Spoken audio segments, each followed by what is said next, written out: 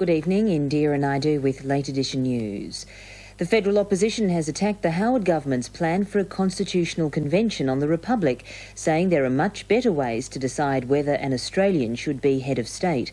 The PM's also under pressure from monarchists within his own party, who have labelled the convention a waste of money. John Howard wasn't about to beat about the bush. I am certainly not Australia's leading Republican. And after months of internal debate, Mr Howard's decided his campaign pledge on the Republic is one of the promises he has to keep. And that means a constitutional convention to be held in November or December, half the delegates to be appointed by the government, with some spots set aside for Aborigines and young people, the other half to be elected in a voluntary ballot.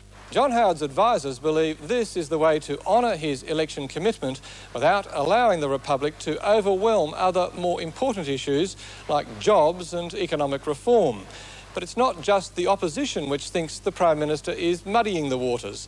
Some Republican Liberals believe the government should take the issue straight to a plebiscite too. The People's Convention would then only have to decide what the constitutional format of any republic should be. If the Australian people can be trusted with electing all of the members of the Senate and the House of Representatives, why should they not be trusted with electing all of the members of the People's Convention? And in a shock this evening, Howard frontbencher Bob Woods, who announced his resignation yesterday, has acknowledged he's the subject of an apprehended violence order by a person he accuses of continuing harassment, including abusive phone calls, abusive letters, stalking and intimidating my family. He did not tell me about that. I've only learnt about that along with everybody else quite recently. Senator Woods did tell Mr Howard 10 days ago that federal police were investigating his parliamentary expenses, including his travel allowance. Allegations he denies. Around 1,000 people are spending tonight in emergency accommodation as floodwaters inundate parts of the southwestern Queensland town of Charleville. A slight fall in the Warrego River earlier this evening gave emergency workers and volunteers a much-needed respite after frantic efforts to sandbag low-lying areas of the town. Around 200 homes, along with other shops and businesses, are still expected to suffer some degree of damage, though, with evacuated residents forced to wait out the flood peak. Earlier, Hercules aircraft flew in supplies, including tents, blankets and a food kitchen. The Prime Minister's pledged federal assistance to help pay for the clean-up when the waters recede.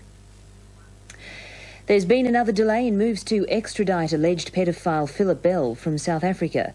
In a brief court appearance, Bell's lawyer asked for a 2-week adjournment to prepare his client's case, citing the late arrival of extradition papers from Australia as the reason for the delay. The court also heard Bell will oppose his return to Australia to face more than 200 child sex charges. The magistrate granted a 2-week adjournment, during which Bell will be moved to a new cell in the resort of Jeffreys Bay, where he was originally arrested. A grim forecast for many rural industries this year, with less than 50% of farmers expected to make a profit. The prediction has been made at the opening of this year's Rural Outlook Conference in Canberra, where Australia's commodity export prices were tipped to drop sharply. If you're a farmer, your chances of making a profit this year are grim.